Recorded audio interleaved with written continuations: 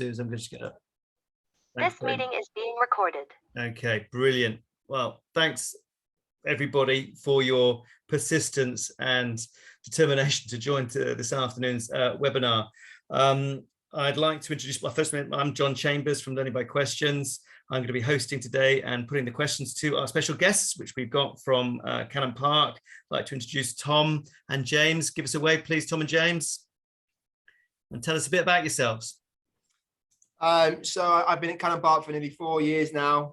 Previous to here, I've worked at 3 different schools. I've had a lot of experience in year 6. I'm out of the classroom now, just doing PPA cover, sort of leading curriculum. With got James. Yeah, I've been at Cannon Park for 8 years, 6 years in year 6, and still going strong, I think. Yeah, I'm head of ICT and maths here as well. So yeah, great school to work at. Thank you very much. And not forgetting, of course, the brains behind the operation of LBQ. Give us a wave, Kate and Daryl, and introduce yourselves, please. So yeah, I'm Daryl. I'm the primary maths specialist. Before I worked for Learning by Questions, I was mostly teaching year 6 for about 10 years. I was also subject leader for maths and various other things as well.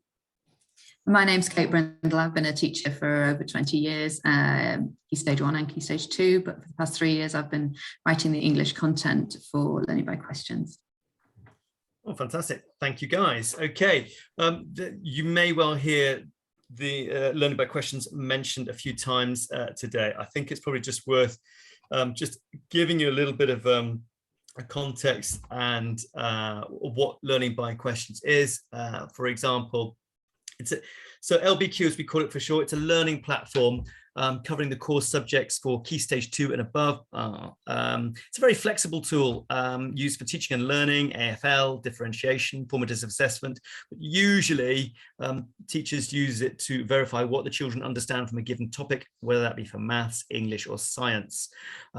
With about 90,000 questions now, organized into what we call question sets.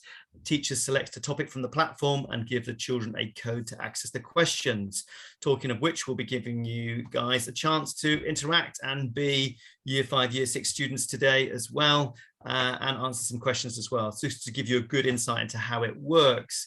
And uniquely, the children are given constructive feedback from the platform for each response they get. So,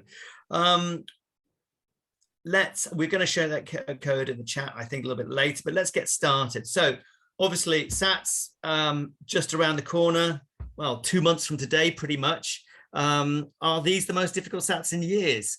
With so much lost learning, where do you start? So Tom and Deputy Head there and James are going to hopefully reveal some practical ways that their school has alleviated the pressure whilst being sure of the progress. And with that note, I think I'm going to start with you, Tom. Why do you think it is that the SATs this time around in 2022 are like no other? I think, John, it's just purely because it's been so long since we've last gone through this cycle. You know, it was 2019 since the last set of formal SATs papers we've done, and in that time, obviously, we've had a very difficult 2 or 3 years with COVID, obviously, and the children who are taking the assessments this year, you know, they've gone through that time when they should have had, you know, a strong year 4, year 5, year 6 teaching, and it's just been very disruptive for them. Whether it's been, you know, a full lockdown, then another lockdown, or individual children having to isolate for a period of time, or sometimes multiple periods of time, members of staff being off as well, that's extremely disruptive. And I think expecting children to come back in after that time and carry on as normal is a real challenge. And you know, we're very fortunate that the children have been extremely resilient, and children are probably better at carrying on with these things than maybe the adults are sometimes. So it is a very challenging time, but it's one that I do feel confident the children will definitely step up to. Great. No, I think you're right. Resilience is a word that crops up a lot, isn't it? And they certainly have been resilient, haven't they? James, turning to you, how have you ensured that you've covered everything that your pupils need to know for the upcoming SATs exams? Yeah, I mean, as my colleague said, the key word, and it's one of the shorter words, is gaps. And that's something that we try and, you know, reduce. And it's something that's been quite prominent over the last, you know, 3 years, and it's something we're trying to close all the time. So, you know, as with any year, and I'm sure I don't want to preach this to other year 6 teachers out there, you know, the mock materials that you use, whichever you subscribe to, or whether you just download past data, it's fantastic, given as a sort of a snapshot, but also it can highlight the fact that, you know, some children have missed out on that year 4 and year 5 learning. And, you know, it is a struggle and it's a challenge to do that. Obviously, we're going to talk a little bit about LBQ later on and how that has solved many of our problems, and that has been key in terms of bringing children closer to age related. But of course, you know, we use that in conjunction with assessment material that you can purchase or download off the internet. And but without spoiling too much, LBQ's just got a little bit more of a holistic and inclusive way of closing things up. And yeah, we love using it.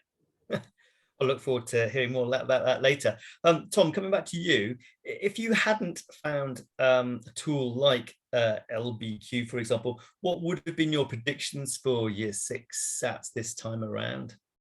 Yeah, it is always tricky to make those predictions, to be honest, John. You know, we obviously look at the, you know, the prior attainment children have got and go from there. But with these last 2 or 3 years the children have had, it has been a real challenge. And what we look for is, rather than that mad push up and through year 6, we try and get that spread across key stage 2, just that quality first teaching throughout.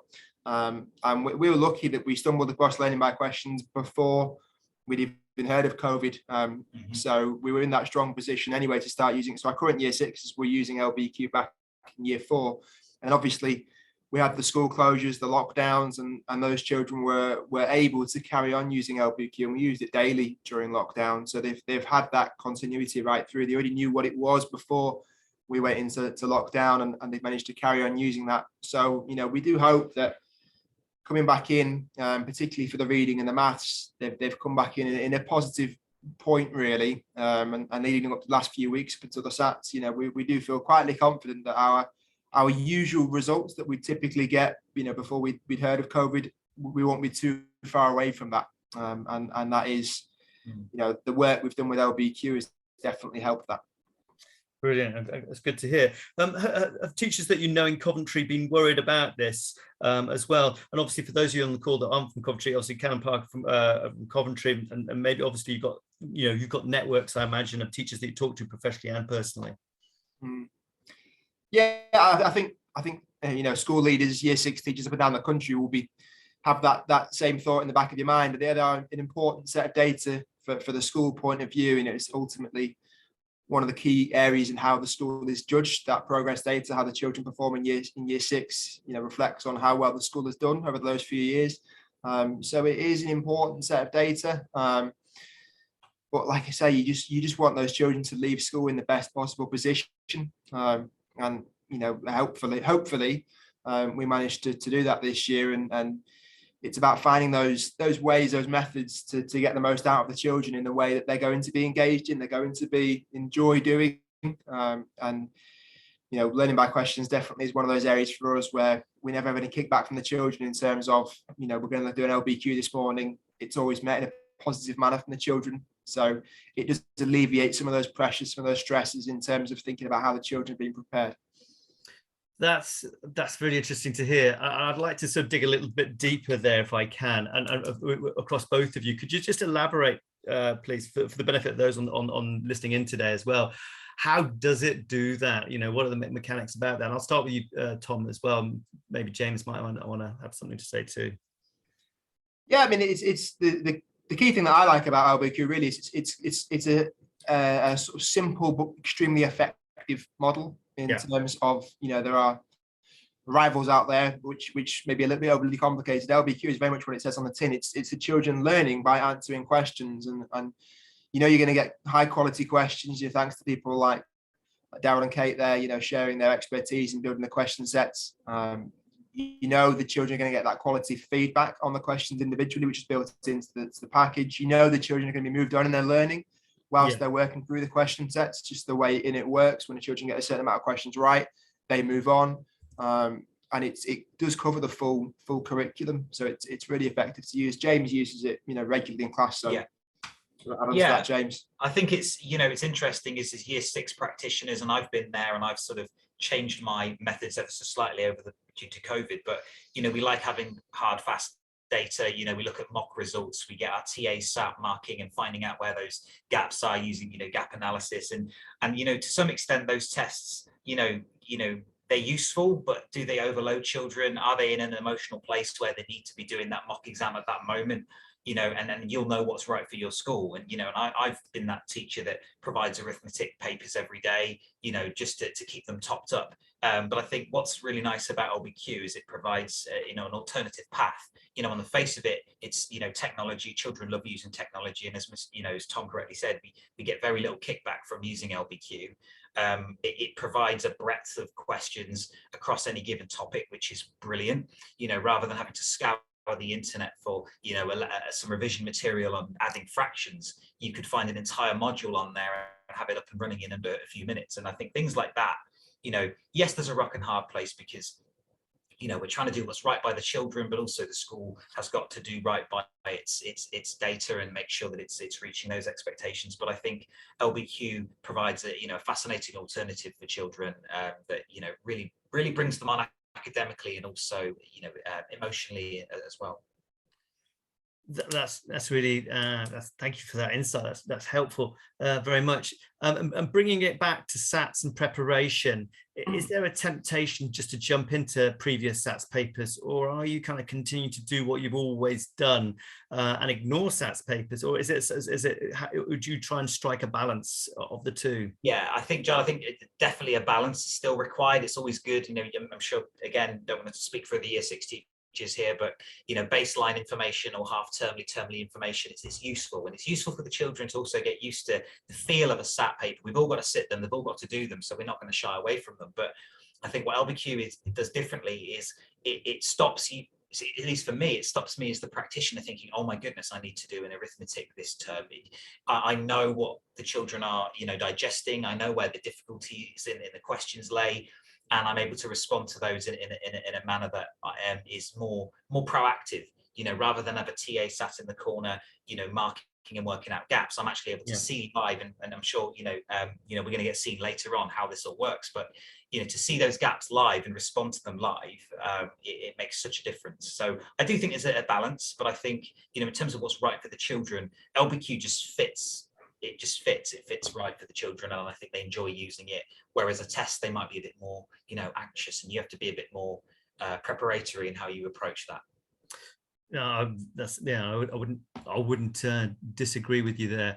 Okay, so I tell you what, we've talked about LBQ a few times here, and I think, you know, it would probably be help at this point if I bring in my colleagues, Daryl and Kate, and I'm thinking perhaps could you guys, did you have an activity you'd like the attendees this afternoon to have a go at, so they can see for themselves exactly what's going on? Could you share that link, please, on the chat for us? Because I think that would be really useful to see it in action, you know, to get that kind of appreciation.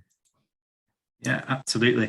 Yeah, so we've talked a lot about LBQ. So the children will connect on any internet device. We've got an app, or you can use any browser, Chromebooks, things like that. So we're going to give you a little sample, and then we'll show you what the teacher sees as well, and exactly how that's useful, as Tom and James have just been talking about. So I'm going to put a link in the chat. Now that should open up a different tab, and when you click on that, you just need to put in your name, and then we'll show you the teacher's view of that as well. You'll start seeing the questions. If you try and get some wrong as well, so that you'll see where LBQ really does come to life for those pupils that need it the most. So it is very tempting to race through and get them all right, just like the children want to do. But as a teacher, just see what happens if you put in some of the misconceptions that you think children will have. So we'll have a couple of minutes now. I'm going to just go through that process on the screen. Oh, sorry, Ryan, can you enable screen share, please? 2 seconds. Only if you've got those powers. Think of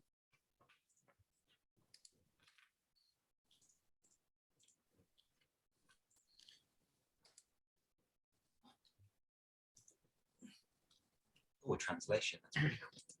And what's nice about this is it might also encourage them to have notebooks out as well on this sort of a question. Yeah, good variety of questions here, Daryl. Yeah, what unit's this one, Daryl? This is interesting. There we go. So are you logged in on that? Quite a few. So yeah, we've got we've picked our SATs papers, our SAT style papers to show you. See, a good amount of people are logged in already, which is excellent. And you want us to get some wrong, do you? An English or a maths one. So we'll just have a couple of minutes through that. As we were saying, these are our SAT style papers. You'll see that they mimic the types of questions you get in SATs. Bit more of a broader coverage though than a typical SATs paper. And what you'll find really useful immediately is you'll see the feedback that the children will get. So it's not a case that they will just complete the paper and then they'll get it back the next day or a couple of days later. If they're getting a question wrong, they will get the chance to retry it and have another go.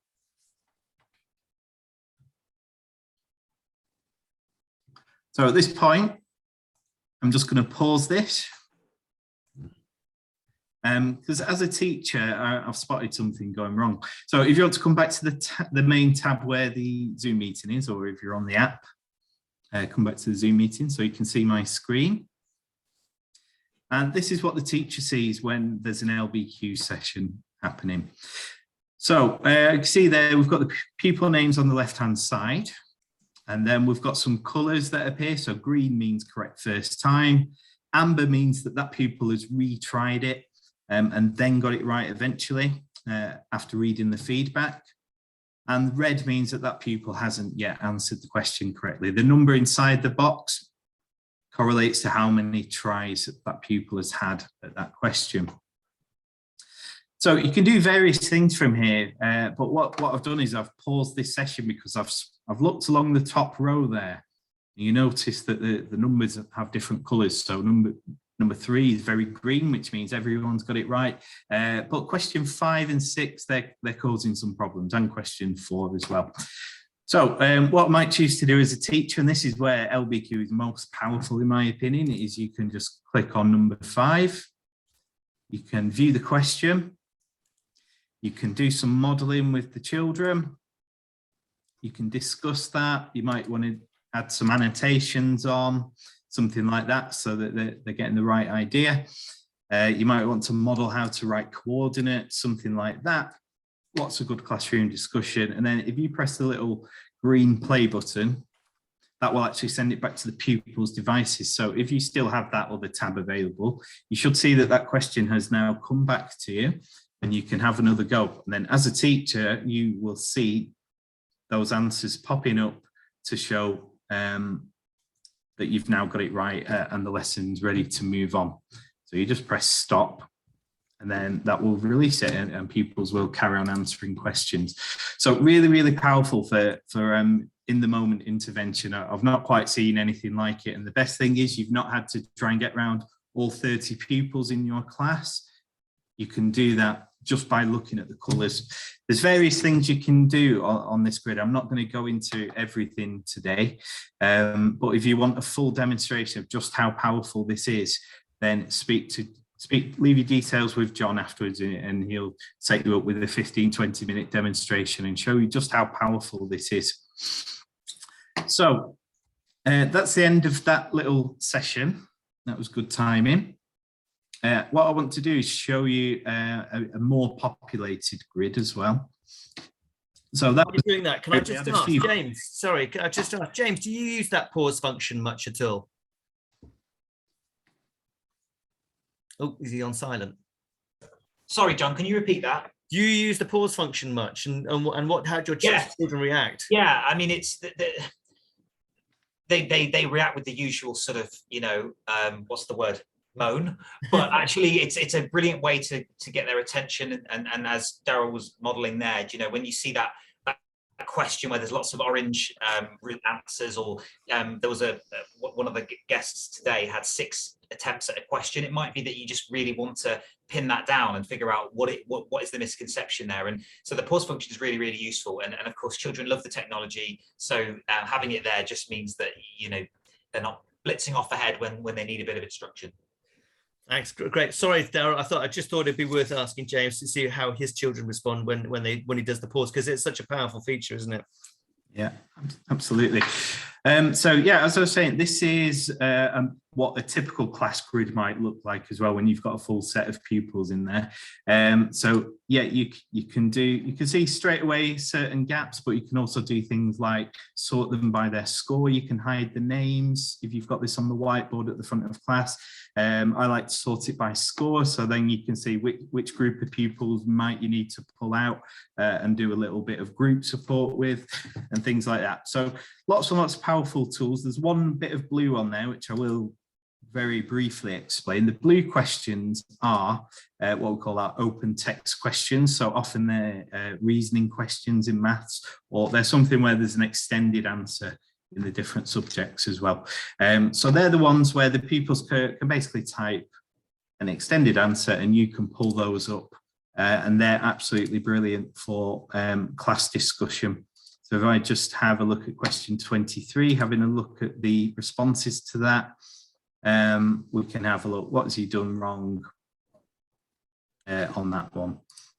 So you can pull those up nice and big at the front of the class, have a good discussion about them, and really unpick some misconceptions. There we go, it's updated now. Excellent. So pull those up, you can click on them, you can have a good look at the question, cycle through them, and really unpick misconceptions. So again, that's probably one of the other most powerful features of LBQ. So again, lots more that can do. John will be more than happy to show you. Sure. Can we have a look at some English, Kate, for a couple of minutes? Yeah, sure. If you were running one of your SATs question sets and the grammar, punctuation and spelling question sets, and you found on your matrix that you had a gap, say, in formal and informal language, you can then look through the LBQ platform or search for formal language in the search bar and find mastery question sets that will help fill those gaps for your pupils. So our mastery question sets are 3 or 4 levels. There's a lot of support on the first level as you introduce the topics, and then the children will find that they have feedback every time they answer a question. You do have to really train them to read that feedback to help them retry the next question, but it's all done privately so they can grow in confidence and make mistakes and retry. So the first level has quite a lot of support, and then the second level moves on to a bit less support, but asking them to apply those skills that they've learned in the first level, which sentence is the most formal. And they do often 7 out of 10 questions. And if they've got those right successfully, then they've moved up to the next level. And then they can apply those skills on level 3 and try and find phrases that will make this sentence more formal. I think we've got a level 4 on most of our grammar sets, which asks the children to apply all the skills in that question set onto a writing task. So they can either input that on a blue, as Darryl explained before, an open text answer, or we sometimes ask them to put the work in their books or on paper. So those are some of the mastery question sets that will help fill in the gaps that any members of your class might have. Yeah, just taking that point a little bit further as well. So I know we've shown you 2 SAT sets today, but that's only a very tiny part of what LBQ is about. We're more about mastery, we're more about making the everyday teaching as good as it can be in the most important part of the day, in that lesson itself. So you'll find full range of curriculum resources for every curriculum objective, basically, and lots of little extras as well, like the SATs or times tables, things like that. Just to step in there, Darryl, sorry to interrupt. On a Friday, we could quite often see ourselves, replacing one of our in-book lessons, not every week, but we may replace that with one of LBQ's lessons now, because the learning resources that we produce and we make all of our own still don't necessarily have the breadth that these resources have. 30 questions is often better than 9 questions, and it just provides the children with a wide range. So we've actually taken to sometimes replacing a lesson on a Friday from using LBQ. Nice. That's good to hear. And I think what strikes me when I never tire of seeing these is that I think you don't appreciate sometimes the amount of wrong answers that our authors like Daryl and Kate have to write, and to think of something that's plausible but actually is wrong as well. Do you know what I mean? And I think that it is a very wide ranging, and the depth is there as well.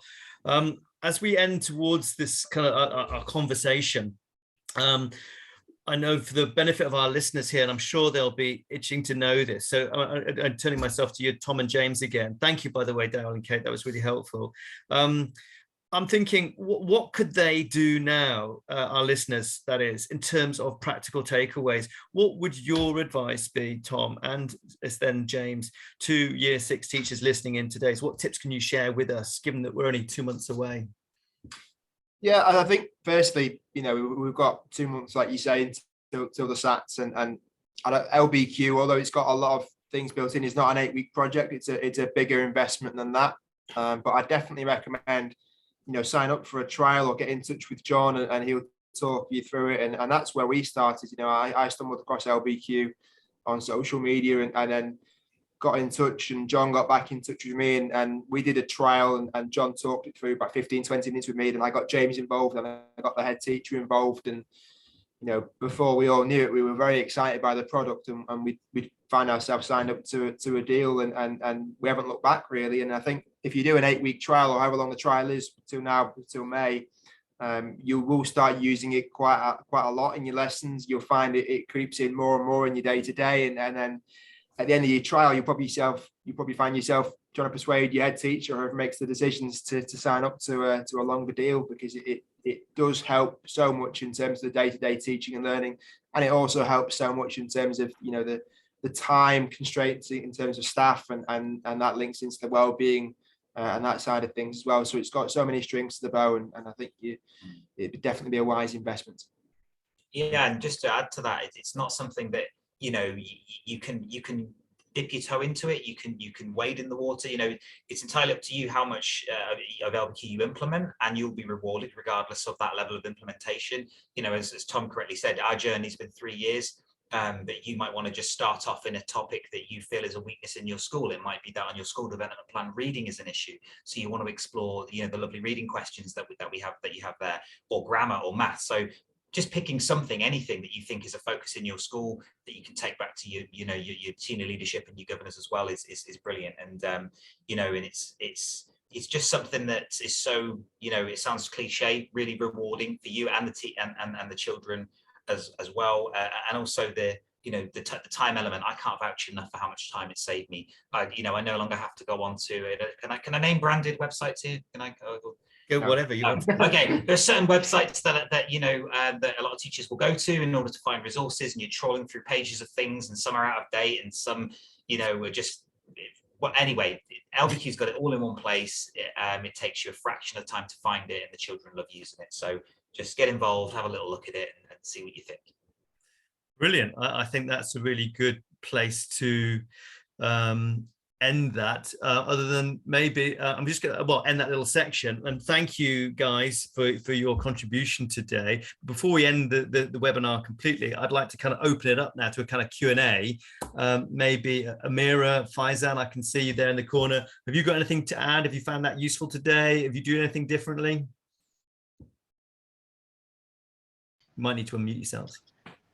Yeah, so like many of the teachers here, we have been enrolled into the LBQ program for around 3 years now.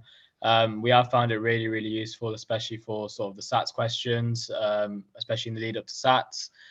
We've actually been using it a lot in our morning interventions for the children between 8:30 and 9 o'clock, just to plug those gaps in terms of progress.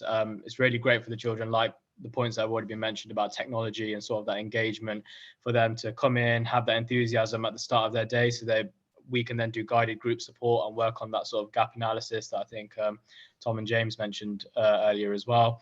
That's been really, really useful for us. Even the year 6 to 7 transition skills that we've seen, that's been excellent as well, especially for some of our hires who don't particularly need that one-to-one or a borderline, just to push them on in their learning and develop them further. That's been an excellent task to set as well in the class. So yeah, I really sort of enjoyed the webinar today, and we did pick up 1 or 2 tricks. So I didn't know about the I knew about the feedback, but I didn't know about pressing play and sending it out to the children. So that's one that we definitely will be trying over the next few days and sessions to sort of implement that into our practice. Excellent. Brilliant. Thank you for that, guys.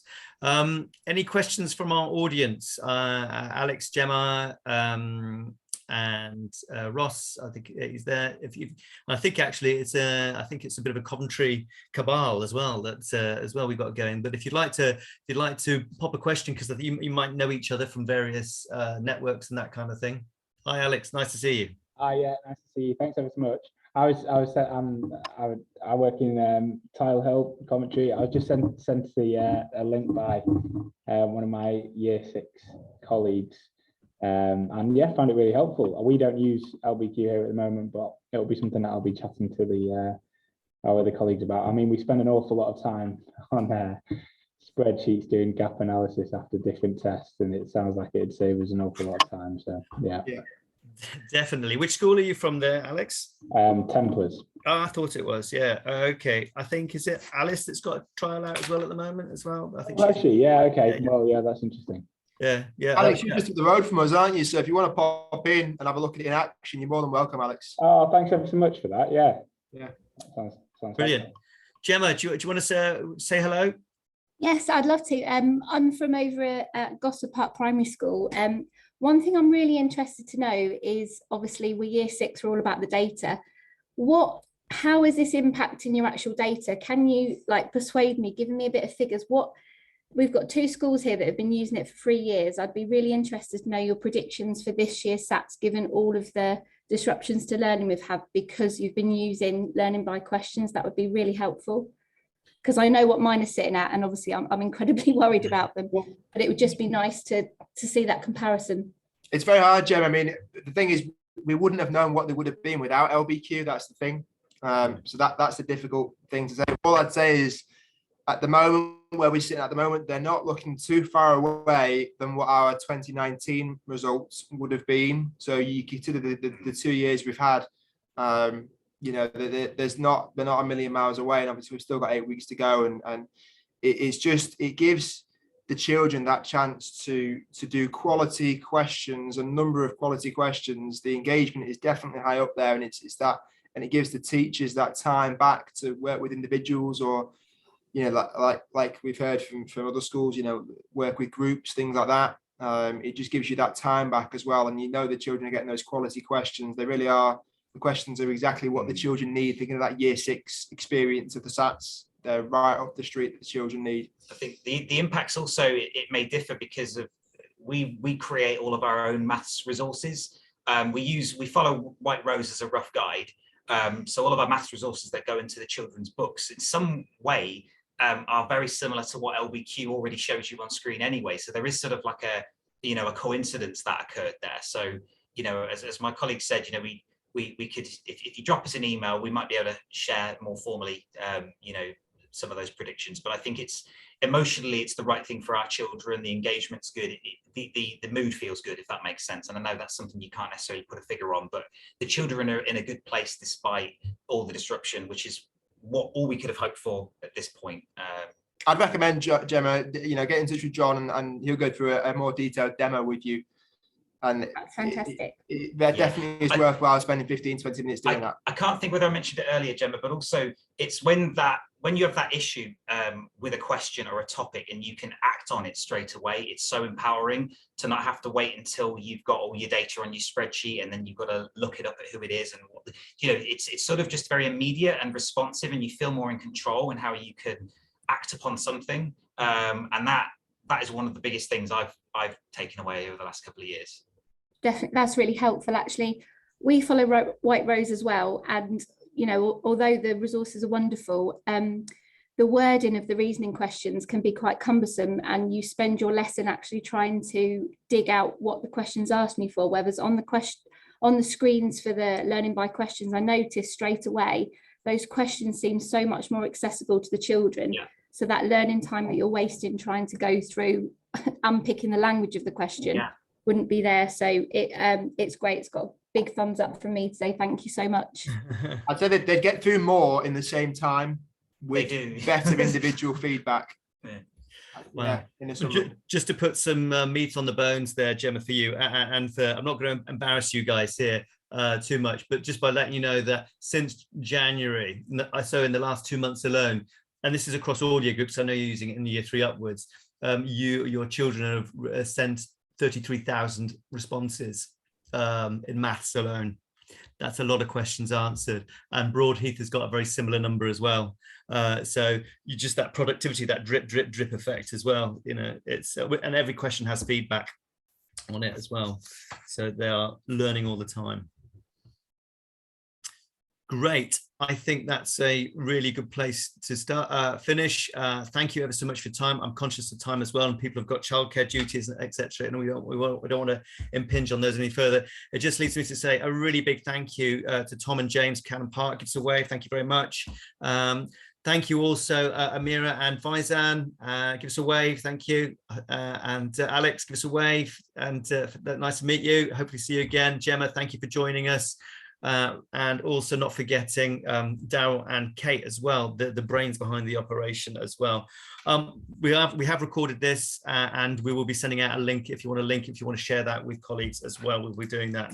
Hopefully we'll see you at some stage along the journey again. And anyway, enjoy the rest of your evening. Thank you, folks. Thank you. Thank you very much. Bye, everyone. Bye-bye. Bye.